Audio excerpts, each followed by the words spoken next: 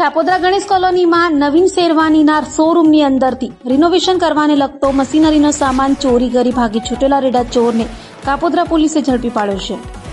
Kapodra police મથકમાં staff પેટ્રોલિંગમાં હતું ત્યારે ઇન્ચાર્જ પીઆઈ એમ.આર. સોલંકીની સૂચના અને માર્ગદર્શન હેઠળ પીએસઆઈ એ.એલ. પંડ્યા તથા પીએસઆઈ એમ.બી. વાઘેલાની ટીમ પેટ્રોલિંગમાં હતી ત્યારે બાતમીના આધારે કાપોદ્રા બરોડા સ્ટેજ પાસે આવેલ ગણેશ કોલોનીમાં નવીન શેરવાનીના શોરૂમમાં રિનોવેશનની કામગીરી દરમિયાન ત્યાંથી સામાનની ચોરી કરી ભાગી છૂટેલા રીઢા ચોર એવા વિનોદ ચંદુ મીઠાપર અને અનારમાં હેડ કોન્સ્ટેબલ દામજી ધનજીભાઈ તથા સંજય મંજીભાઈ અને અનારમાં પોલીસ કોન્સ્ટેબલ રઘુ મગનભાઈ નાઓએ બાતમીના આધારે સીસીટીવી કેમેરાની મદદથી ઝડપી પાડ્યો હતો અને તેની પાસેથી ચોરાયેલ મુદ્દામાલ કબજે લઈ તેની વિરુદ્ધ કાયદેસરની કાર્યવાહી હાથ ધરી હતી.